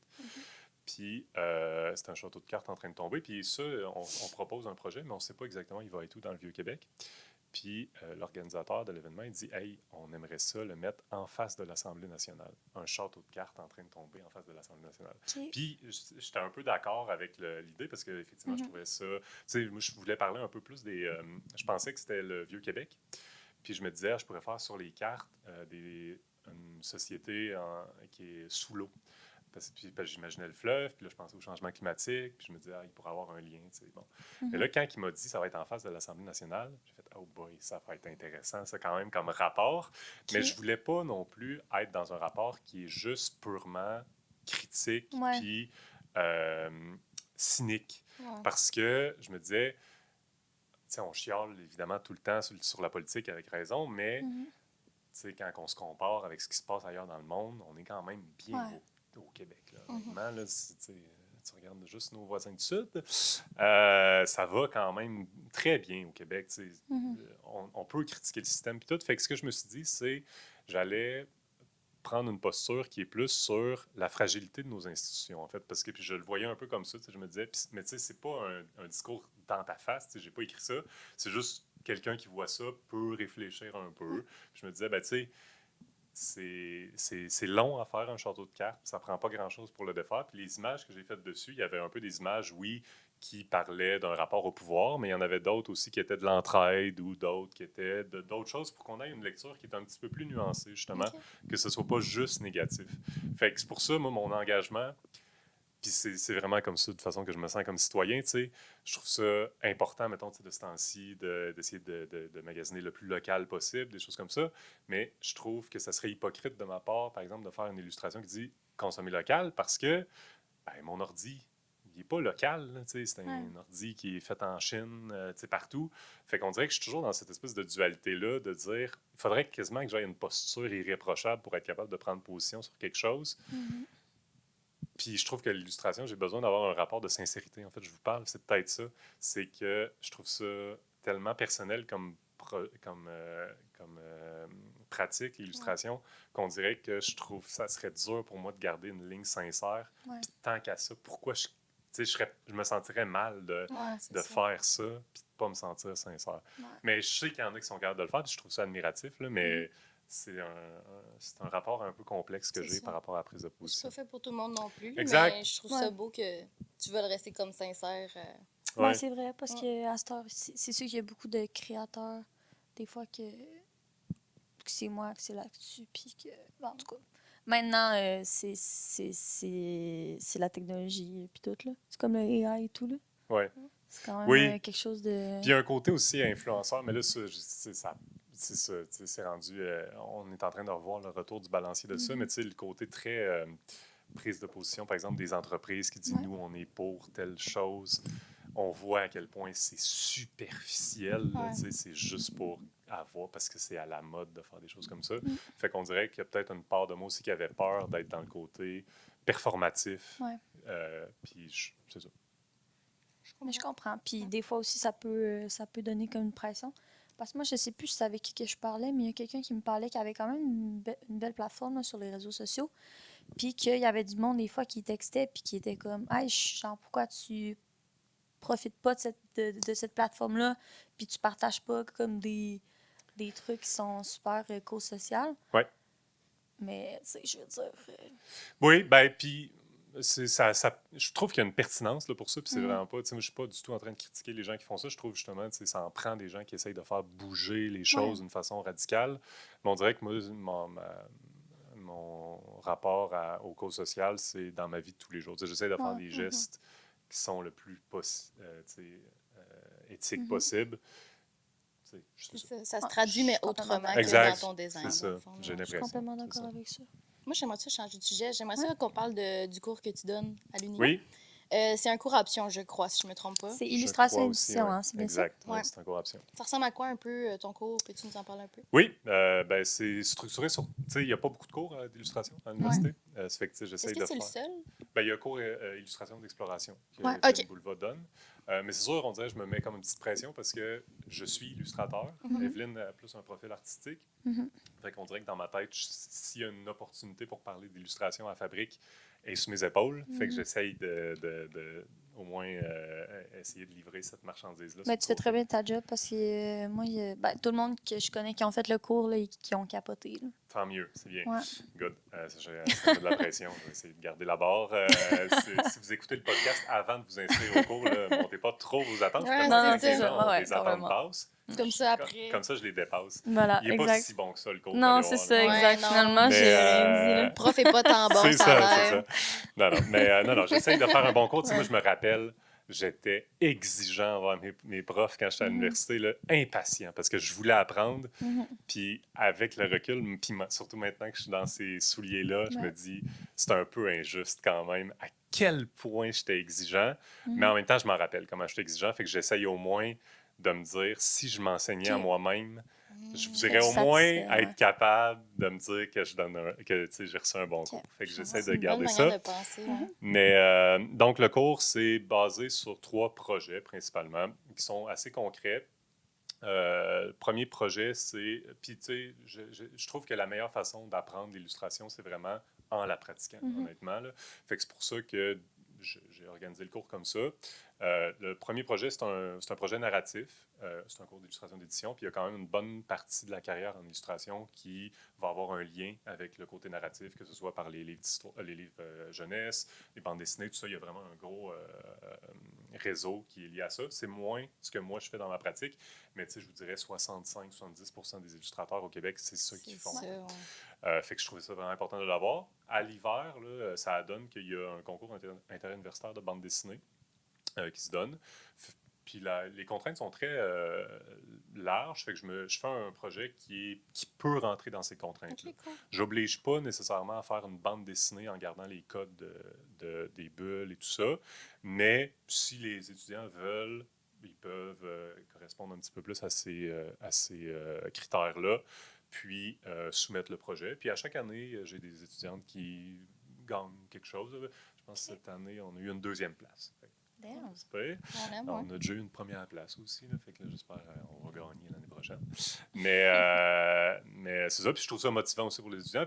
Mais moi, mon but, c'est vraiment d'offrir la chance de faire un projet qui est narratif. Donc, c'est sur 4 pages, qui peut être inspiré des codes de la bande dessinée, mais ça peut être aussi une histoire. De toute façon, même les codes de la bande dessinée, on peut faire 4 pages pleines, puis ça peut être une bande dessinée, un roman graphique. Ouais. C'est très large. Tu sais. Fait que je le vois vraiment comme ça. Et donc, c'est le premier projet, ce qui s'échelonne sur 5 semaines. Et puis, comment le cours est structuré, c'est qu'on va faire des allers-retours entre... je présente, par exemple, pendant un cours, peut-être une technique, que ce soit le dessin numérique, l'animation, modélisation 3D, quelque chose comme ça. Donc, ça, c'est la première moitié du cours. Et l'autre moitié, c'est de la rétroaction en cours.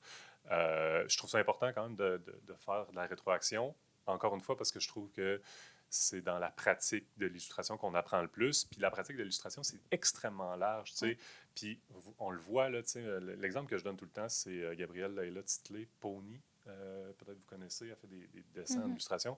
Je trouve que c'est sur des t-shirts, des crewnecks, des choses comme ça, beaucoup. Oui. Puis je trouve que c'est un bon exemple d'à quel point l'illustration, c'est très large. Parce que moi, c'est sûr, j'aime ça dessiner, puis j'ai une certaine... je suis pas le meilleur dessinateur, mais je me débrouille en dessin, là, techniquement, ombre et lumière, tout ça. Mais ça serait complètement contre-productif, je trouve, de vous imposer des exercices techniques, parce que c'est pas vrai que c'est comme ça que l'illustration fonctionne. Au contraire, il y a plein de pratiques où la technique, c'est pas ça qui est important, c'est la sensibilité, l'émotion, le rapport aux couleurs, les formes. C'est dans la découverte de de ce rapport-là personnel qu'on a avec la création. Je trouve que ça fait les meilleures illustrations. Puis il y en a plein. Tu sais, Lino, l'ancien chargé de cours ici, il y a une pratique qui est très, très, très exploratoire. Tu sais, c'est vraiment des gestes violents presque, tu sais, vraiment dessinés très rapidement. Puis il y a une belle carrière en illustration. Fait que c'est pour ça que je laisse quand même une bonne place à une forme de liberté, puis que je fais de la rétroaction, juste pour essayer de voir, questionner un peu les choix quand même, mais pour que chaque personne puisse réfléchir à son travail à chaque cours, le plus possible. Évidemment, là, je dis ça, c'est un cours de 3 heures, on est 25 étudiants, ça va vite la rétroaction, ça n'a pas de bon sens, j'aimerais ça passer 1 heure par personne à chaque cours, mais c'est pas la réalité, là. Mais en tout cas, j'essaie quand même de réserver ça. Fait que projet 1, c'est ça. Deuxième projet, c'est couverture de livre. Donc, je trouve que ça répond encore une fois à quelque chose qui a du sens en illustration, parce que souvent, les premiers projets qu'on va avoir en illustration, c'est des projets plus culturels, parce que c'est des projets où ce que, en affiches de théâtre ou des choses comme ça, parce qu'il y a moins de budget souvent, fait que les gens qui sont dans le domaine culturel vont aller chercher des gens qui commencent, parce qu'on accepte d'être un peu moins payé. Puis, souvent, c'est des gens qui vont être intéressés à regarder ce qui se fait actuellement, d'être vraiment dans le moment. Puis, une couverture de livre, ben, je trouve que ça se prête bien à ça parce que c'est un peu comme un comparatif pour, justement, des affiches de théâtre ou bon, d'autres domaines qui peuvent, d'autres contrats qui peuvent être accessibles en début de carrière. Ça reste beaucoup de pression. Là, je vous le disais tantôt, une couverture de livre, c'est beaucoup de pression parce que c'est le travail de quelqu'un qu'on a sur ses épaules, mais ça reste quand même un contrat qu'on peut avoir en début de carrière. Et on a de la chance, on a un partenaire avec Alto qui est génial, honnêtement. À chaque année, ils nous proposent un livre. En fait, moi, je fais le choix de ne pas choisir un livre dans leur collection parce que moi, je me dis que je serais peut-être gentil avec mes étudiants. Je prendrais un livre pas trop difficile.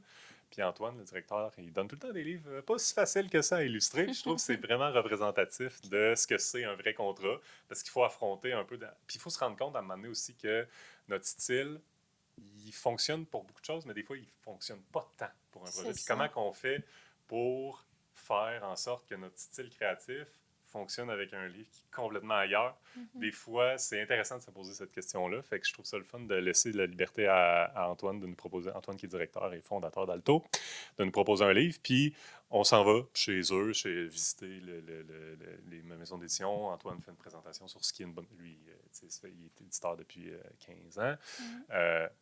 20 ans, en tout cas, ça fait longtemps.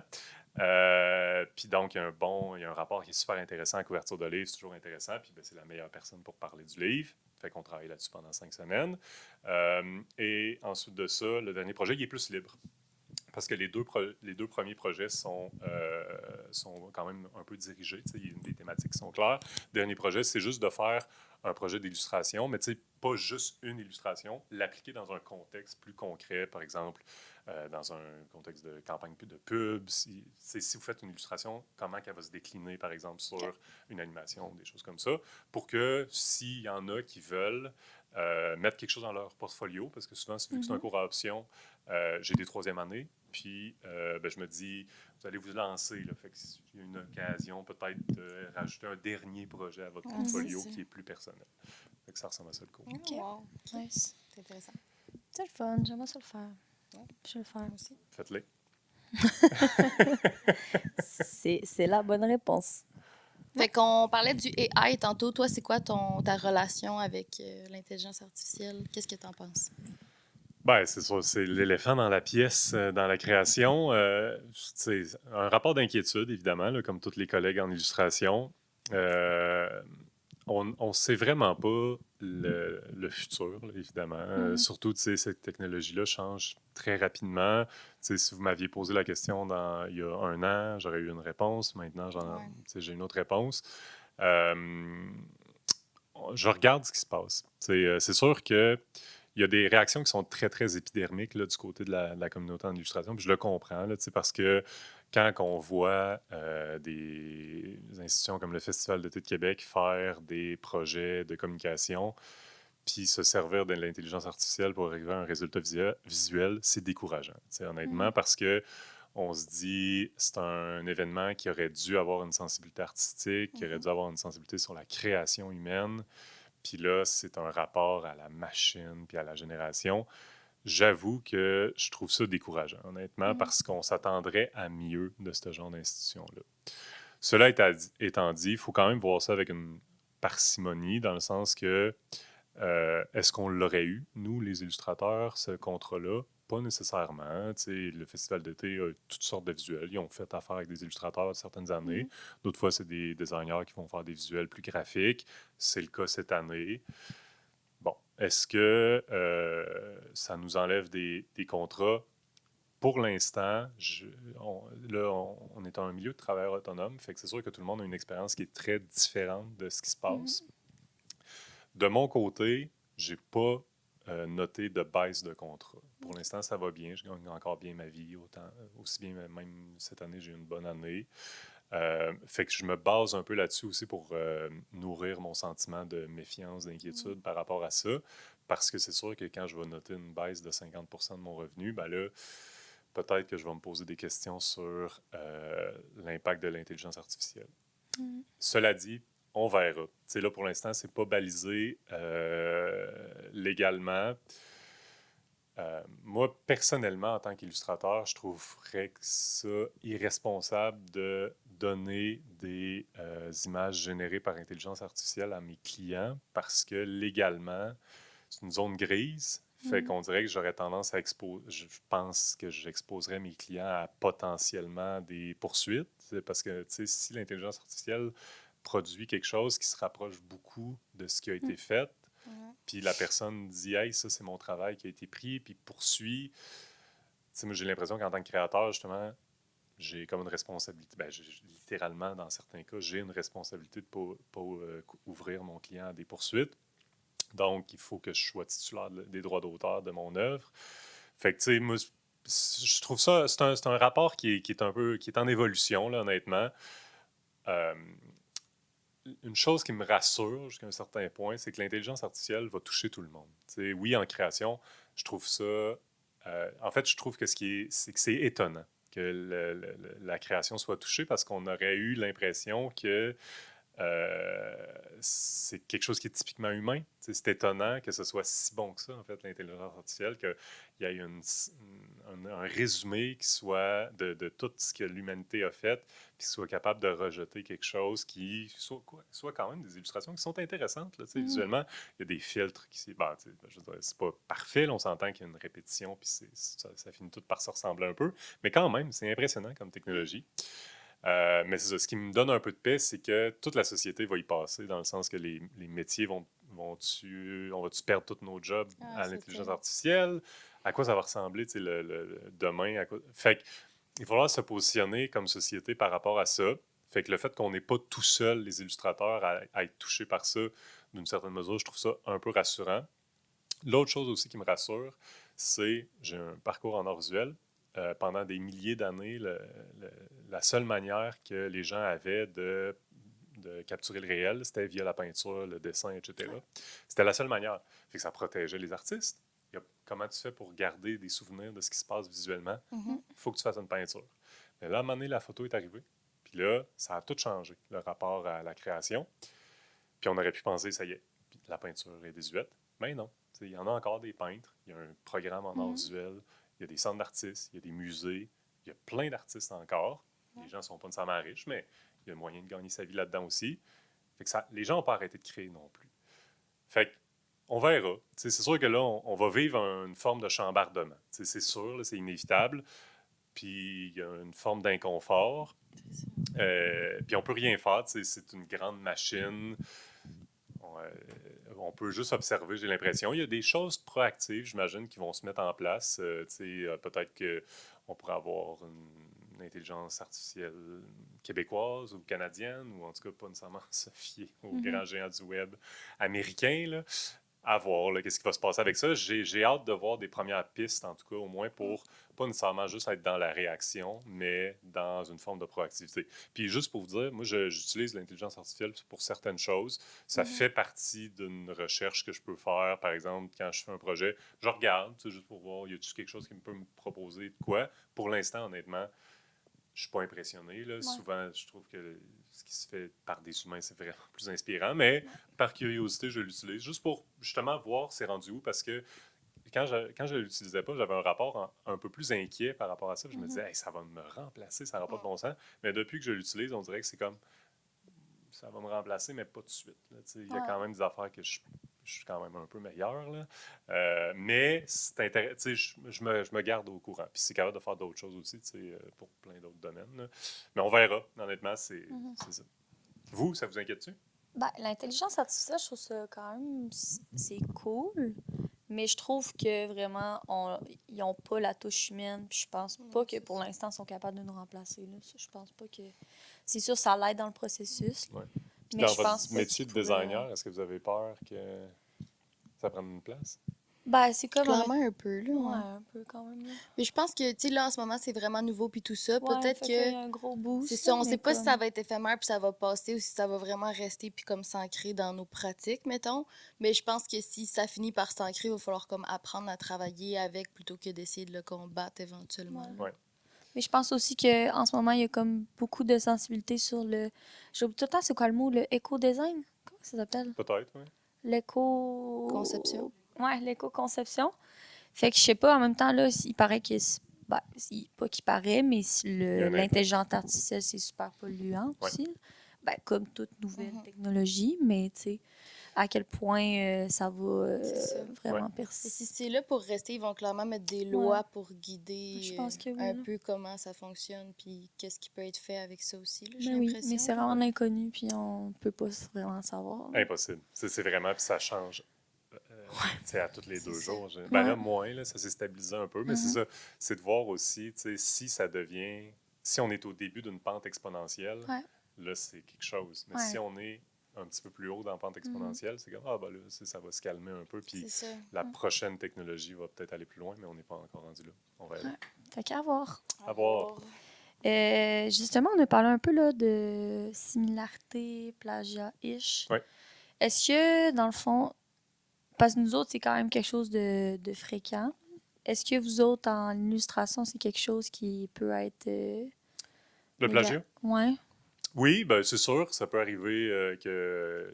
Puis tu sais, en début de carrière, tu sais, il y a comme une manière, je trouve... Moi, une manière que j'essayais d'apprendre à dessiner, c'est que je copiais, là, tu sais, certaines choses.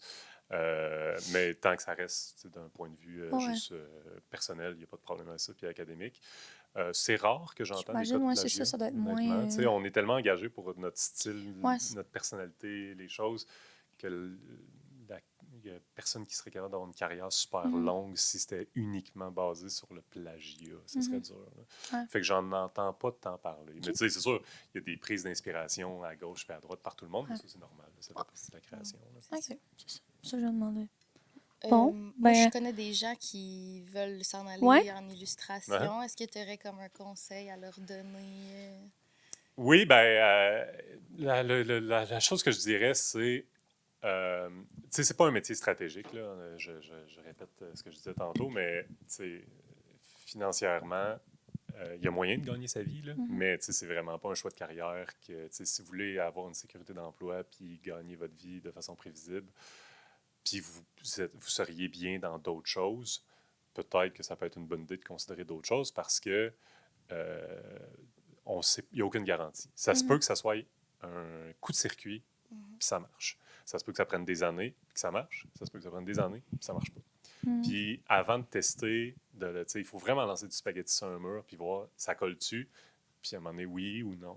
Ça Si peut ça prendre... colle, c'est que ça, il s'est cuit. Exact, C'est c'est ça. C'est prêt. Puis, mais tu sais, c'est vraiment impossible de le savoir. Fait que, tu sais, la chose que je dirais, c'est il faut aimer ça pour vrai. Il faut vraiment se dire, j'aime vraiment ça. Je trouve que ça ferait du sens dans ma vie. Ça m'apporterait vraiment comme un sentiment d'accomplissement.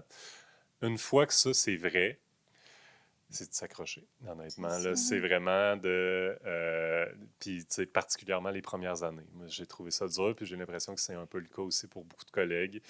Ça prend du temps avant de trouver, premièrement, son filon, parce qu'il n'y a pas, tu sais, y a pas d'infrastructure. Tu sais, souvent, dans des métiers comme un musicien, un acteur au théâtre, c'est des métiers de travailleurs autonomes. Mais il y a assez de musiciens, il y a assez d'acteurs au théâtre pour qu'il y ait des infrastructures comme des petits festivals de musique émergente, des pièces de théâtre qui font jouer des gens de théâtre émergents, etc. Fait qu'il y a moyen de voir un chemin qui va nous permettre de gagner du jalon d'une façon assez graduelle. Tu sais, OK, je pourrais passer par là, après ça, je passe par là, après ça, je passe par là. Les illustrateurs, on n'est pas assez. Ça fait qu'il faut vraiment faire son chemin soi-même. Fait que c'est ça qui est difficile, puis c'est dur de savoir, est-ce que moi je vais être meilleur en édition? Est-ce que mes livres pourraient se vendre en jeunesse? Est-ce que ça va être plus de la publicité? Est-ce que ça va être plus un jeu vidéo? Est-ce que ça va être un storyboard, esquisse? T'sais, c'est dur de savoir ce qu'on fait. Puis, tu sais, si on aime dessiner, moi, toutes ces portes-là, ils étaient ouvertes pour moi. Je me disais, ça ne m'aurait pas dérangé de faire une.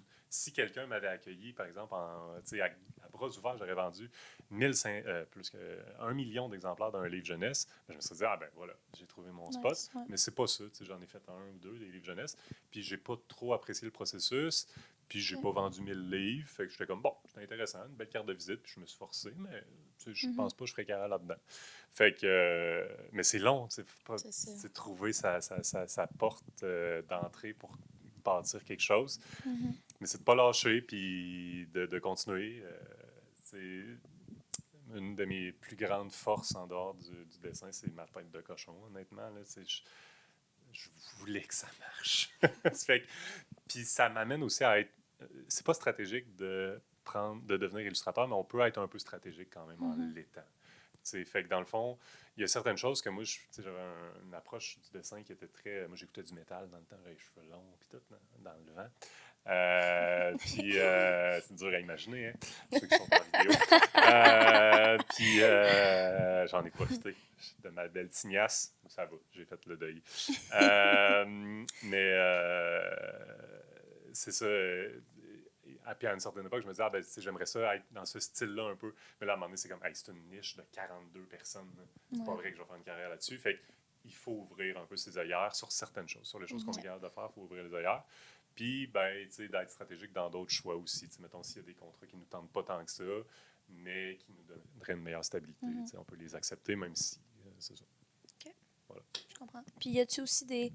Parce que là, tu parlais qu'il n'y avait pas tant non plus de cours d'illustration. Y a-tu autre chose, là? Je sais qu'il y a l'illustration scientifique, le DESS. Ouais. Y a-tu autre chose ailleurs dans le Québec? Ou, effectivement, je les connais pas trop, là, fait que je veux pas m'avancer, mais effectivement, il y a un DESS qui est ouvert à l'Université Laval en illustration scientifique. Je serais curieux de savoir c'est quoi le cursus exactement. Je sais aussi qu'il y a un programme à Lévis, niveau collégial, je pense, mais c'est peut-être plus pour le jeu vidéo. Et puis, il y a le Collège Salette à Montréal. Fait que, il y a 2-3 places là, où est-ce qu'on peut... c'est quand même limité. Là. Mais c'est assez limité. Ouais. Puis, c'est ça. Puis, est-ce que ça te donne une garantie, de toute façon, d'avoir un métier, une carrière après? Je le pense pas vraiment. Je trouve que avoir des bases en design graphique, à la limite, c'est quasiment...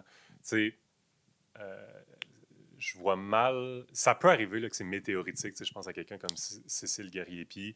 Elle a commencé à poster des choses sur Facebook, puis immédiatement, elle a été inondée de contrats. Mais puis oui, ça arrive, là, mais je veux dire, on ne peut pas compter là-dessus. Là. Fait que d'avoir plus qu'une corde à son arc, c'est peut-être pas nécessairement une mauvaise chose aussi. Moi, le pire, c'est que en art visuel, c'est un réseau un peu parallèle, puis il y a des centres d'artistes, il y a des choses comme ça, puis ça m'a aidé au début de carrière, parce que même si... Fait que, est-ce que c'est une bonne chose de tout mettre ses œufs dans le panier de l'illustration? C'est tellement petit et précaire au début.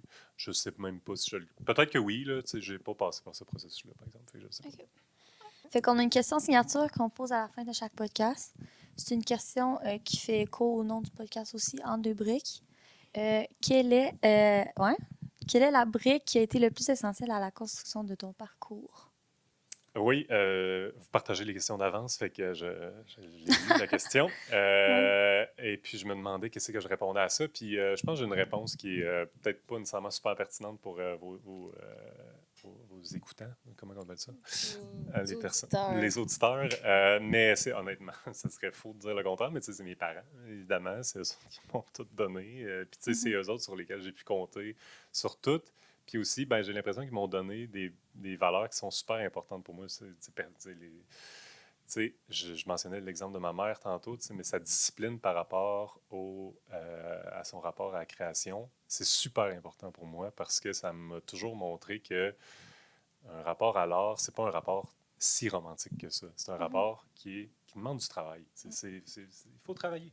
Même si ça a l'air bien beau, puis on pourrait ne pas travailler, puis des fois c'est plus facile que d'autres fois, mais il faut quand même s'assurer et travailler. That's it. Puis mon père, j'ai une grande admiration pour lui parce que il essaye des affaires. Il n'a jamais eu peur. Mettons, la maison, il y a une fissure, il va creuser la maison, puis il va essayer de le patcher. Puis il va faire quelque chose. Il y a plein de projets. Il fait tout le temps. Il essaye des affaires. Et puis c'est une belle qualité de ne pas avoir peur de se casser la gueule. En commençant, parce qu'on ne le sait pas si ça va marcher. Fait que de prendre des risques, puis que ça ne marche pas, puis c'est pas grave. On essaye d'autres choses, puis on réessaye d'autres choses, puis on réessaye d'autres choses. C'est vraiment une qualité qui est super importante. Fait que c'est ça, vos auditeurs, ils n'ont pas mes parents, fait qu'ils ne peuvent rien faire là-dessus. Mais je me disais, honnêtement, c'est quoi la brique la plus importante? Honnêtement, c'est la fondation de nos vies, là, quand même. C'est une belle brique, fait que... La famille, c'est important. Exact. C'est ça. Fait que c'est plate, là, mais c'est beau de voir que ça t'a inspiré dans ton la parcours. Réalité. Fait que, puis, mais c'est vraiment ces deux caractères-là mis ensemble, la discipline puis la prise de risque, qui, j'ai l'impression, ont vraiment fait en sorte que ma carrière a pu fonctionner. Puis ça, puis ma tête de cochon. Puis il y a un peu de talent aussi, j'imagine. J'imagine, oui. J'imagine. Est-ce que tantôt tu parlais de tes réseaux sociaux que tu n'avais pas mis à jour depuis avril? Oui. Si jamais les auditeurs veulent aller voir ton travail, parce sur que quand même peut... t'as fait des petits clins d'œil quand même à des projets qu'on voit dans ton portfolio. Là. Oui, ben tu sais, googlez mon nom. Mon site web, c'est charletienneb.com. Puis vous pouvez trouver tous mes réseaux sociaux là-dessus que je ne mets jamais à jour. Parfait. Fait que, un gros merci d'être venu ici. Oui, merci nous voir aujourd'hui. C'était full intéressant. C'était drôle. Une full belle conversation. Good, merci. Yes. Fait que, on se dit dans 2 semaines. Puis vous irez voir l'univers visuel de Charles-Étienne et ses beaux projets. Allez hop. Bye bye. Bye.